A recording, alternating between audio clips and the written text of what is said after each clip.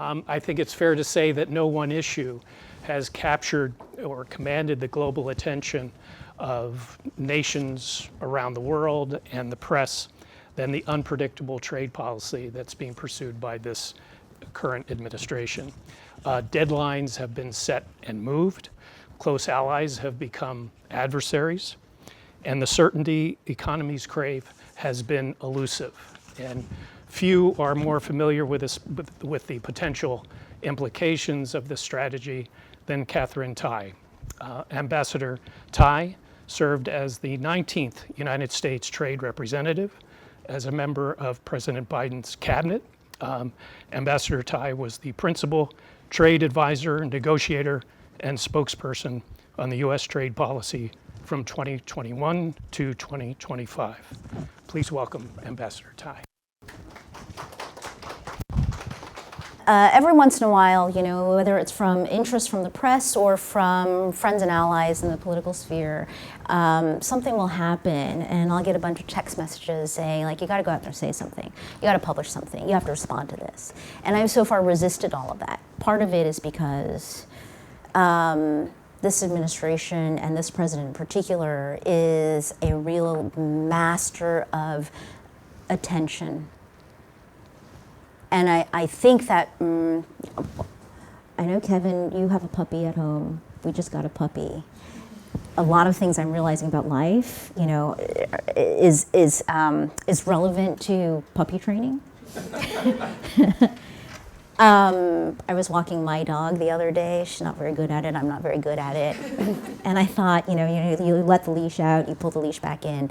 I feel very much like this administration is in complete control of that leash, and that we are all on the end of it. The media especially. He says something crazy. Bam, it's all over the place. He puts something out there on social media.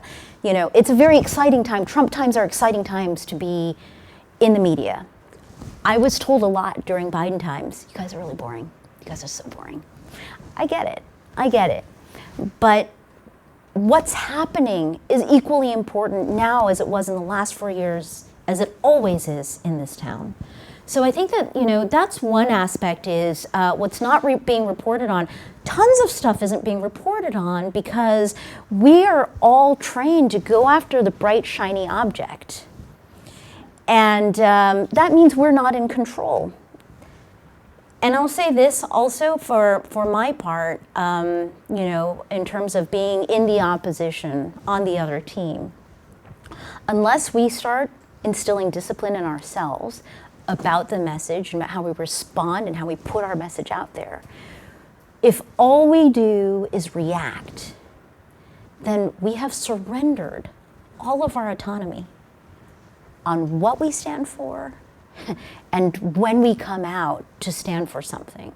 And that's all an introduction to say the US-Mexico-Canada agreement is up statutorily and in terms of the requirements of the agreement for a review by July 1st, 2026.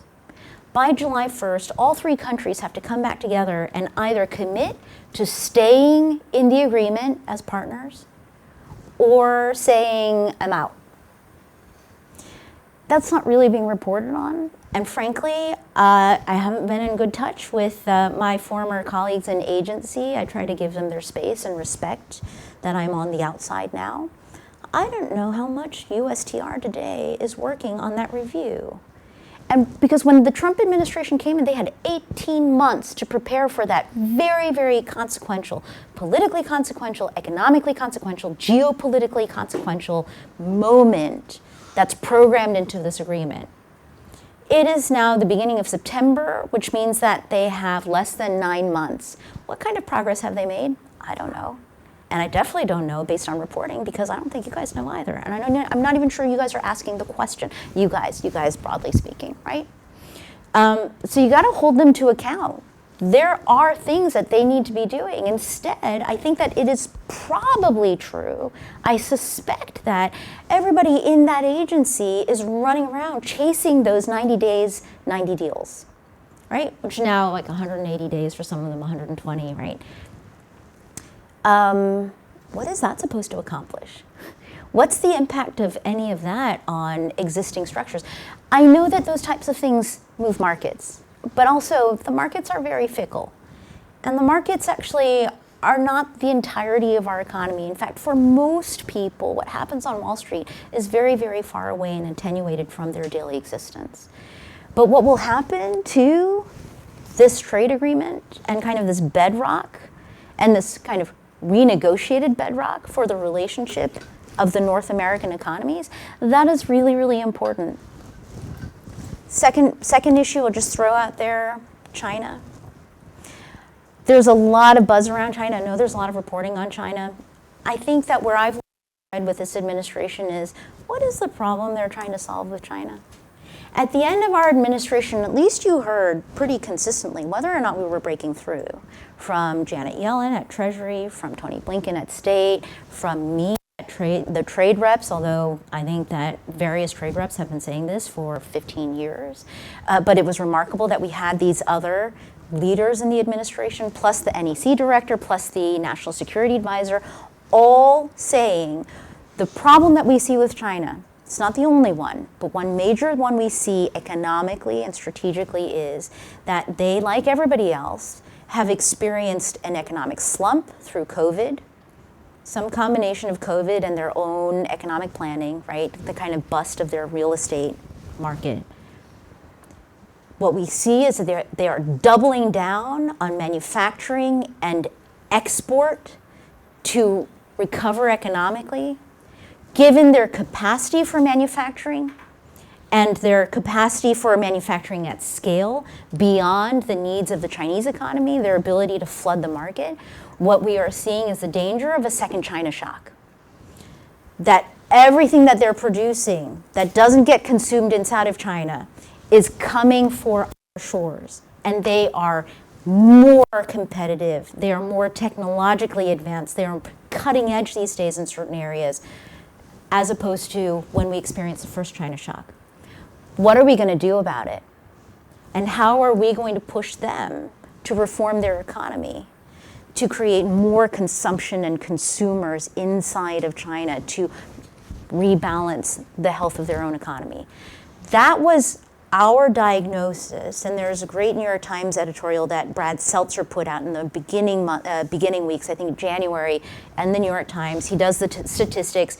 You know, China is able to produce, I think, 40% of world automobile consumption. Steel, solar at higher levels, right? Our industries are at risk because they are price competitive, and now they are also quality competitive. What are we going to do about it? I haven't heard a single person talk about this in the Trump administration. So it's not to say that they're not willing to confront China. It's not to say that they haven't done the whole song and dance. We're going to meet in Geneva. We're going to meet in London. We're going to meet later this year. Trump and Xi and this and that. And the Chinese were just here, right? They were here to negotiate something. What the heck are they negotiating? What is it other than goosing markets, making people feel like there's money to be made on trades and hedging against uncertainty and risk and all of that? What is the macro challenge that they are taking on? What's the strategy? What's the problem, and what is their version of the solution? That I'm not hearing either. And I think that's another one of these aspects of where you have to step outside of and I guess separate yourself from their leash. I think that in a lot of the formats that you report in, that's going to be hard. I totally recognize that. But I think that for your own intellectual satisfaction, but also for all the reasons that maybe you wanted to be a journalist, I would encourage you to be asking those questions and to be tracking them, even if you're not publishing an article on it every single week.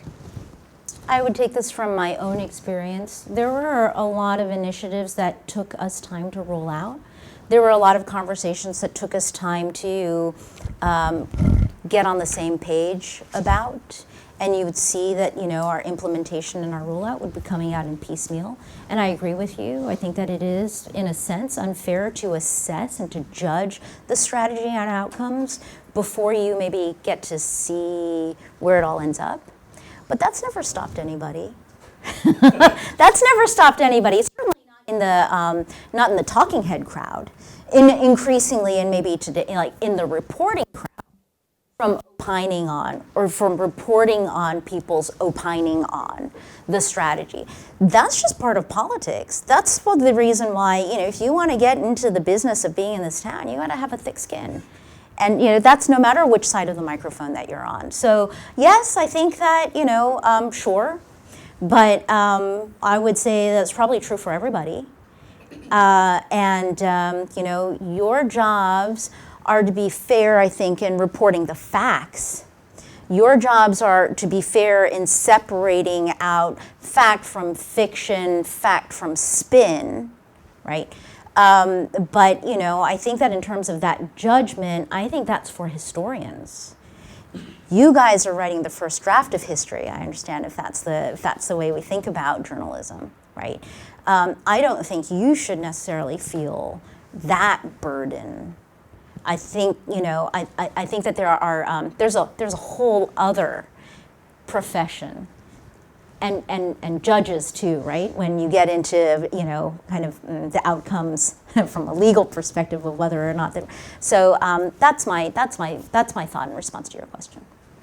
We'll open it up, but make sure to identify yourself and your news organization for our guest. Hi, thanks for being here. Skylar Woodhouse with Bloomberg News. I'm on the White House team. I think it was last Friday, the appeals court, found the global tariffs illegal, unconstitutional.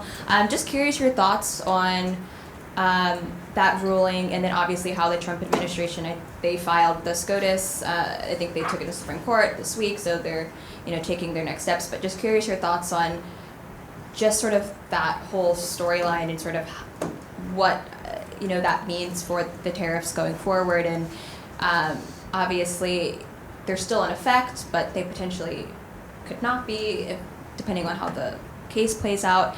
And then also, where Trump has made this his main agenda talking point on bringing manufacturing back to the U.S. and wrapping that all together. But do you see this, I feel like when I go on TV sometimes I get asked, well, what's next? How long is the Trump administration going to sort of obsess over these tariffs? Do you see there being an end, or is this just going to keep going for the next, 4 years? Okay, I'm going to take the third part of your question, go to the first part, and then end with the second part. If I can keep them all in my mind, I didn't take notes. The third question is, basically like, how long are tariffs going to be front and center for this administration, this president, I guess. Have you met the man?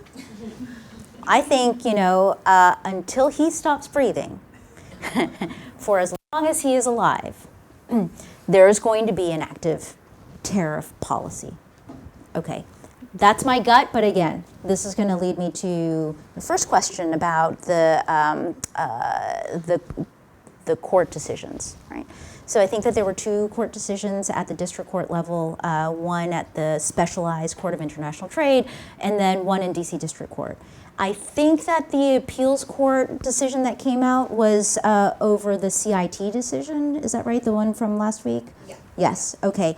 I would say, as between those 2 decisions, I think that you can see where the CIT is the court of subject matter jurisdiction, and I think it was much more nuanced in terms of its approach to tariffs themselves as a tool and how they've been applied here. I think the district court, DC District Court, more general jurisdiction court, took maybe a much more black and white kind of approach. So it'll be interesting to see how these get resolved as they keep going up in the system. I am very interested to see what the Supreme Court does with this. And in this case, whereas I understand I did try to foretell the future about, President Trump, his administration, and the life of tariff policy, here I'm going to hold back and say I'm watching this as closely as the rest of you. The reporting has been very good on this. I am following along. I'm curious to see what happens, and I don't really have much more wisdom to provide on that topic. And then your second question was, the question that you had in the middle was about, manufacturing. Yeah, so there have been a lot of justifications given for the tariffs, right? So one of them was they will bring manufacturing home. Another one I think is, well, you know, they're about leverage to get things from other countries. Sometimes what you see is where tariffs might be able to contribute to revitalizing manufacturing in certain sectors. Sometimes you see in these deals the erosion of that leverage through what the concessions have been in terms of what's been given away. So I think that this underlies some of the auto workers union, their frustrations. You put on a 25% tariff, which creates a lot of opportunity around maybe a specific industrial policy here on auto production and auto supply chains and auto jobs. But then in these deals with some major auto manufacturing economies, you see that being relaxed. And so the question is, well, what is the purpose, right? Like, they seem to be at cross purposes. Is somebody thinking about this kind of in a consistent kind of way from an industrial policy perspective, which is really kind of an area of overlap with the Biden administration? Another challenge from that perspective on manufacturing is every industry is different. Facts are going to be different. The economics are going to be different, supply chains are going to be different. When you're putting down blanket tariffs like this that affect all economies and all goods categories, it's hard to assess how effective you're going to be in a manufacturing revitalization program when the tool that you're using, you know, is so indiscriminate. But where the facts and the policy will matter and will need to be tailored. That, again, suggests a mismatch maybe between justification, implementation, or stated justification and actual motivation. Finally, on the manufacturing piece, and this came out even in April with, you know, what do you think that you guys are going to accomplish with this?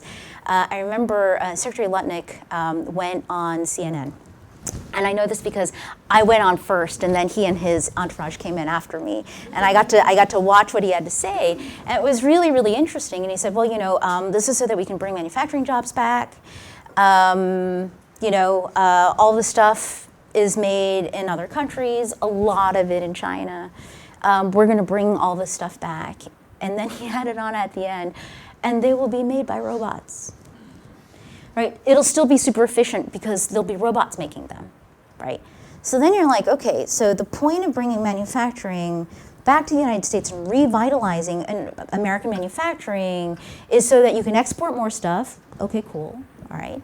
But so that you can create jobs for robots, right? I think that there is a justification for revitalizing American manufacturing that goes to the resilience of our economy, that goes to the adaptability of our economy to respond when a crisis happens, right? When it was the pandemic, the thing that everybody needed at once, there were gloves, masks, gowns, ventilators, right? The next big crisis, I don't know what that set of goods is going to be.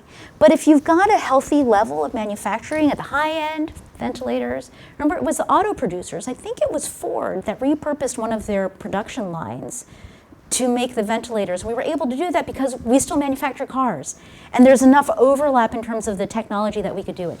On masks and gowns, it was a lot harder because we had much less of that still onshore, and it took the textile producers longer to repurpose to fill that gap, right? If we just had more of that going, we hit a critical level of activity, I think that we would have a more resilient economy, one that could adapt and pivot when crises came up.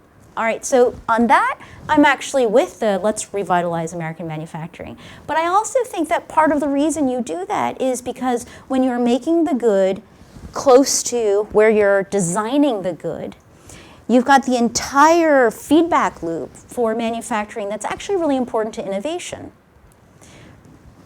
As you are designing something, you're testing it in the production. And then as you're producing it, you're realizing, oh wait, this could be designed better, differently. We could be doing this differently. That gets fed back into, the closer those activities are together and the more overlap you have in the teams and the more connectivity you have there, the more innovation you have. So that's another reason why I think that manufacturing is important. Third reason, manufacturing jobs. We want to have more jobs, but not just any jobs.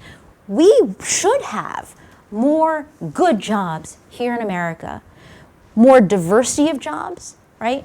I hear this argument a lot. Well, you know, we're a high cost country. That's high labor costs. That's, you know, high costs across the board. We've got a lot of regulations. So, you know, we've become a services economy. And a lot of these kind of old type jobs, old industries, you know, manual labor, other countries can have that. That's low end. That's not us. Well, I would ask each of you, if you think about your network of friends and family, right? You all have white collar jobs, services jobs. Do you know people who are as talented and smart as you are, but just in a different way? Do you know people who are really good with their hands, who are really, really good at making things and designing things, who are really not that good at, say, like software coding, which I don't know anything about, but they're commanding very high prices in our economy. We're a nation of 350 million people with lots of different dispositions and talents.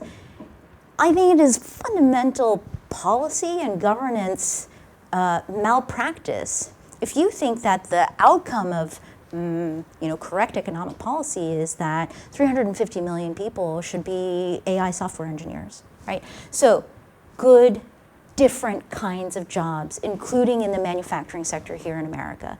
And I think that that is something that I would really put the spotlight on for this administration. Why is manufacturing important to you? Is it because it's kind of a cultural totem? That it feels good for a part of America that has lost touch with those types of jobs, but where you actually don't feel the responsibility to create those types of jobs, and that the manufacturing that you're looking to bring back is just about America's role on a macro level in the world economy, that you just want us to export more, and it actually doesn't matter how we're producing.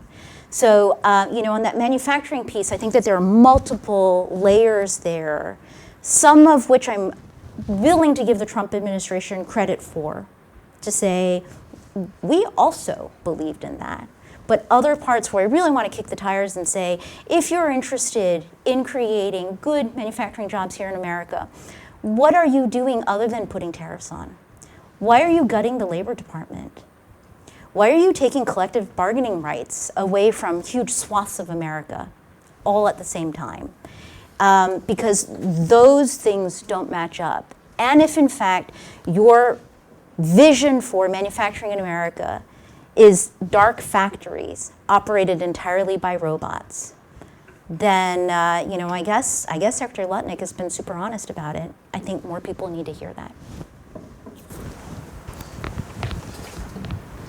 Hi, thank you for coming to speak with us. I'm Leah. I'm a health reporter at CQ Roll Call. I wanted to follow up on what you were saying about Trump really being able to command everybody's attention and people just kind of following with that. Do you think that at this point Democrats are still in that mode when it comes to working people on tariffs? And then if so, how do they get out of that?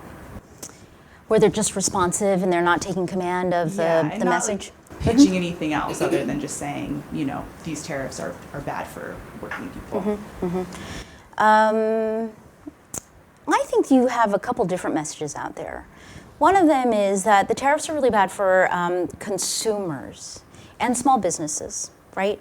And we're all consumers, and rising costs, something that we've seen continue and accelerate in this administration, right? So there could be, especially with this blanket application of tariffs, right?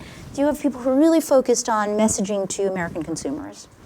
You also have a set of Democrats that want to make sure that the American worker, especially the industrial worker, right? The worker in some of these communities that have been really, really hard hit by the era of free trade also know that their members care about them. So one example is Chris DeLuzio from Western Pennsylvania. He published,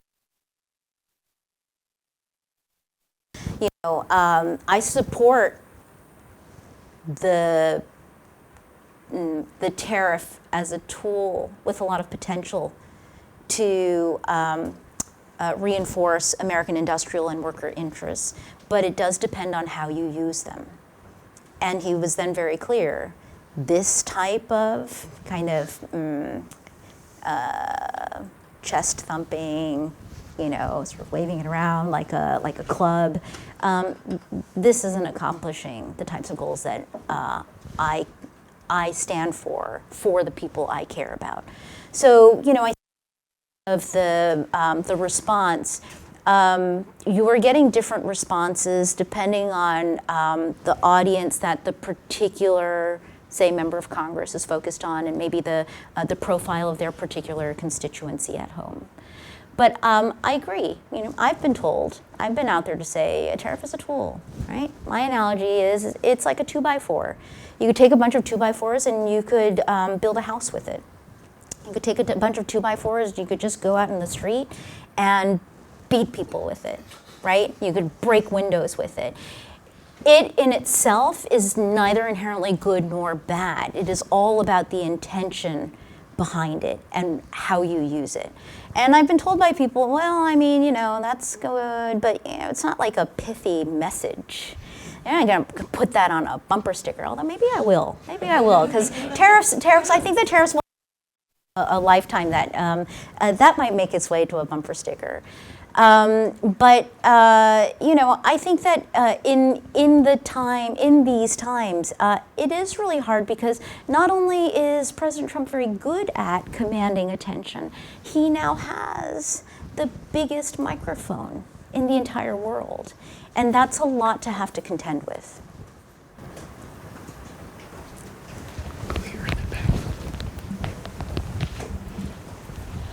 Hi, I'm Audrey Decker. I'm a reporter with Defense One, and I cover the DoD. And this is more of, I guess, possibly a philosophical question, but it does, I think most people agree that the way that our global capitalist trade system works is very flawed, with inequity and environmental concerns and outsourcing labor to poor countries and stuff. And so it does seem like the push to move some of that back to the states is valid, as you were saying, but how do you go about reforming the global capitalism when there are so many entrenched,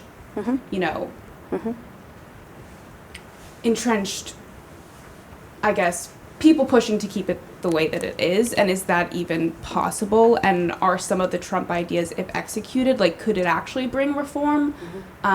Just curious on your opinion on that. Okay, really great question. Really, really great question. The answer is I don't know, but you have that question. I think that is underlying everything that's going on right now, right?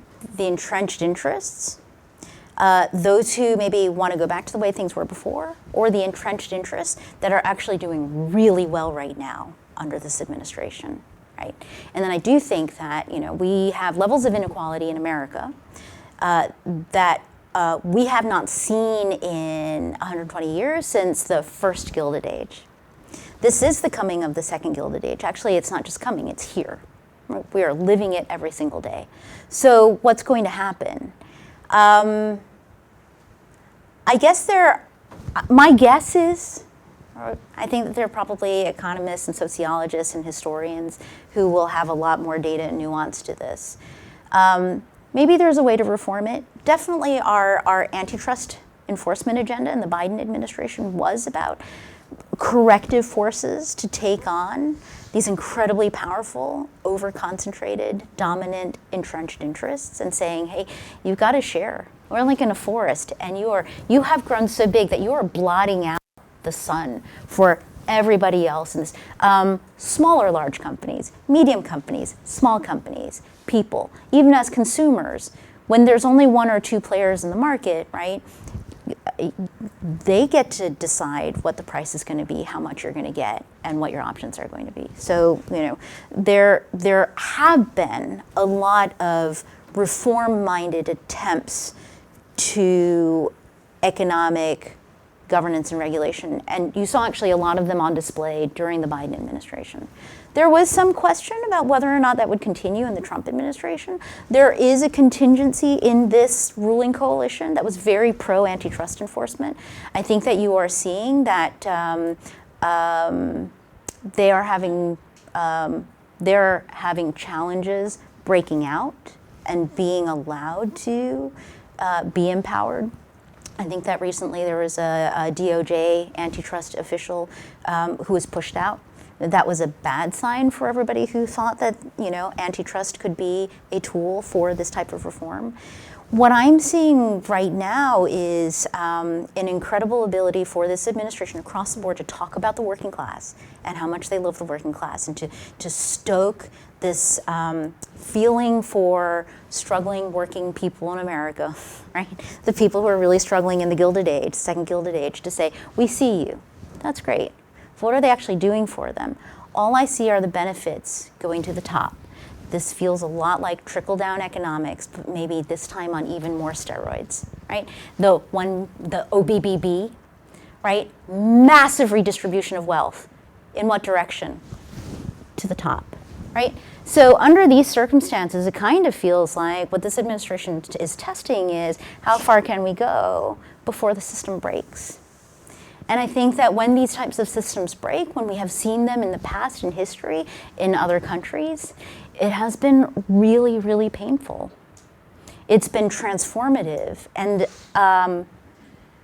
sometimes in really negative ways. So I think that this is actually the most consequential aspect of what's going on, right? Whether you're reporting on defense and you're seeing it play out, like according to this fact pattern, or in health, or in trade, which frankly touches everything, right? It's sort of very intersectional. I don't know how it's going to turn out, but I think that that is the story. Hi, my name's Katie Stanton. I'm a Capitol Hill reporter for Tax Notes.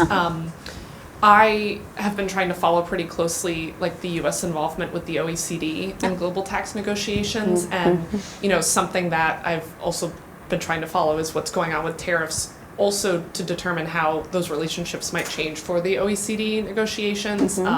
Obviously, there's aspects like digital services taxes, which disproportionately impact the U.S. and is part of the reason there's been so much back and forth. And so I guess I wanted to ask if you either have worries, concerns, or just thoughts on the impacts of, the diplomacy and back and forth between the U.S. and other countries on tariffs, and how it might impact negotiations either at the OECD or just other, diplomatic relations, and, you have concerns about that, if you think it has any, general crossover. I think that there's an enormous amount of crossover. Maybe for purposes of your question, just while I'm on the record, I'll just point this out. The digital services taxes were introduced actually during the first Trump administration, right? During the Biden administration, I think that, we held off their application and implementation on the promise that there would be a Pillar 1, Pillar 2 agreement at the OECD, kind of a global resolution, because you kind of need that kind of, that type of collective response. I think, that was something the Trump administration was never particularly interested in, and so that structure, as I understand it, has really kind of fallen apart, right, since the beginning of the year. What I will say is, during our time in, I was pressed quite often on why aren't you unleashing those tariffs on the digital services taxes, on the Digital Markets Act, on the DSA, what is that, Digital Services Act, is that right? Something like that, okay.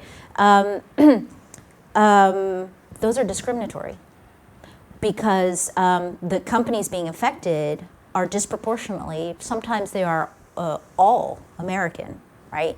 This is anti-American, this is classic, illegal, unfair trade treatment, right? And the problem at the time was, well, we're kind of unique in that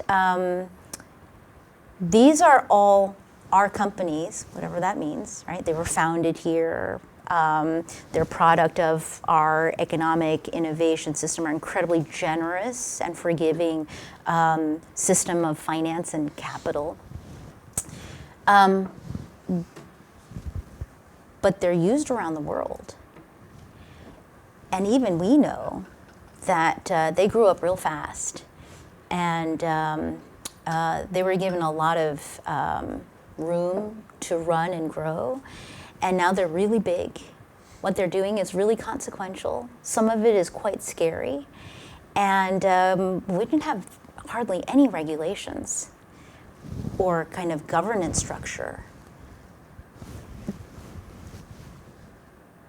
to guide their further development, to police when they're doing something right and wrong, that good for society and bad for society. And you've got other jurisdictions who are just as affected by their operations, their services, who are trying to regulate. But because there are companies, any attempt to regulate is going to look discriminatory.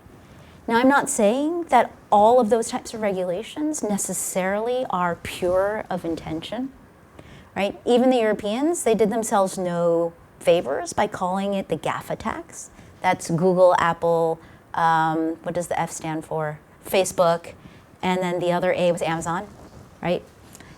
So that kind of made the whole thing feel kind of sketchy and very targeted.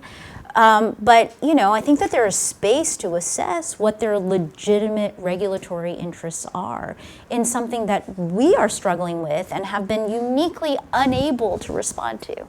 So, I think that it's complicated, but in this moment, again, because of the intertwining of interests, and I think today is another day where all of those billionaire tech CEOs were just here at dinner last night, right? Was it just last night? That it's really present in my mind.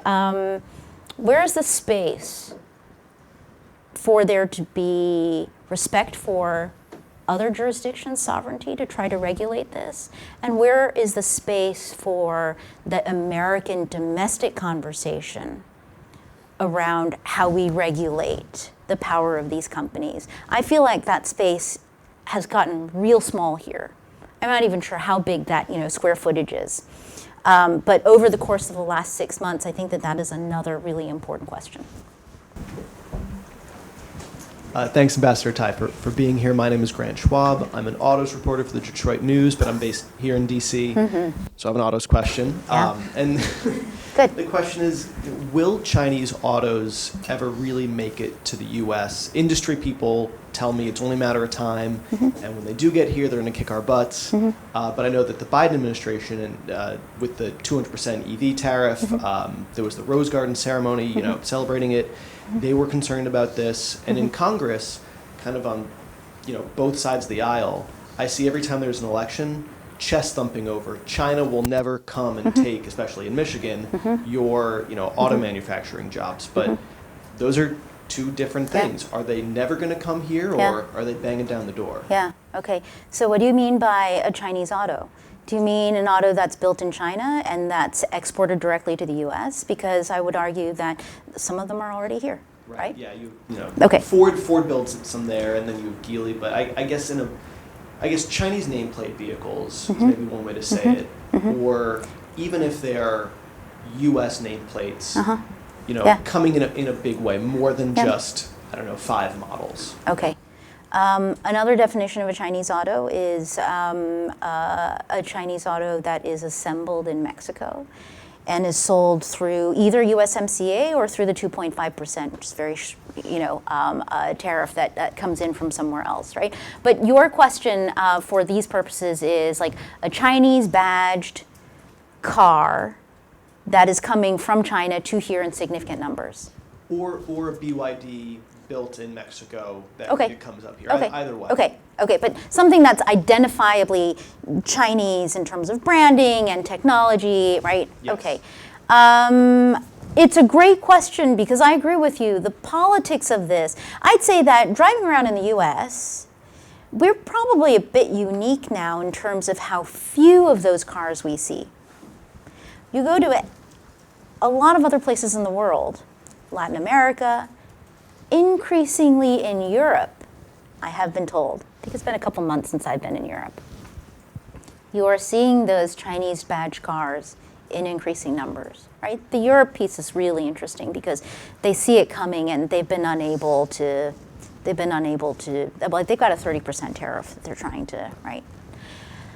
Time will tell. I might have guessed at the beginning of this administration that the Trump administration, because there were indications that the Trump administration was going to take the Biden semiconductor chip export controls and actually make them more strict and actually talk about and celebrate how much stricter they were. I was surprised by the NVIDIA deal, right? Okay, I'm not dealing with all of the, I don't know what's cooking these days. But that outcome looks very different from what you might have thought. And that outcome is a little bit counterintuitive to what we think the politics are. So with this administration, feature or a bug, for better or worse, it's really going to be hard to say. And I will say I really am worried about the auto industry.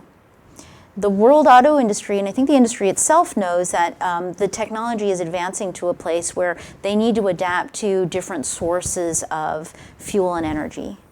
And yet from this administration, there is a big kind of cultural and political push against moving on from, what do we call them, the ICE, the internal combustion engine, right? So you see those types of tensions and you just think, well, if that's what is deciding what the market looks like today, at what point does the technology and the advancement of this entire industry catch up to us all of a sudden and then realize, oh my gosh, we're not producing enough of what we need and it has to come from somewhere else. So great question. This is a long way of my saying I'm also interested and I know some facts here and there, but I also don't know the answer. I think we have time for one more. Yeah, Shrey. Thanks so much for doing this. I'm Shrey, I'm with The Guardian. I wanted to ask a little bit of a question about tariffs, but particularly foreign diplomacy right now, and particularly about the punitive tariffs on India for purchasing Russian oil, and at least optically that's driving Modi into Putin's arms. Do you kind of see this as a sort of futile attempt to apply pressure to Russia, or more generally, then what concerns you about this move specifically, particularly given the context of the war in Ukraine? Okay, all right. I'm still on the record, but I think that the muddiness and the unexactness of my answer will probably shelter me a little bit. I don't know what's going on, right? But I suspect that this tune is different from the tune everybody was singing at the beginning of the year. Right? I think the Biden administration left office with the U.S.-India relationship at kind of modern heights. And then, I think that President Trump and Prime Minister Modi, from everything I'd seen before, got along quite well. And so there were great expectations, and I think some concerns about what exactly was going to happen here. I'm a bit surprised, but I think that something happened. And I don't know that it's about Russia. I don't know that it's about what they say it's about, right? I don't know if it was deeply personal, or it was over policy or some kind of politics. I will say this, and this is not that insightful. I'm just going to say that right now. I recognize that self-awareness. But what I found very, very interesting during our time in office was that of the original BRICS, Brazil, Russia, India, China, South Africa, that India was the one member of BRICS that was most successfully threading the needle in its relationship with the United States. It had tension with China, which was helpful to alignment in certain areas.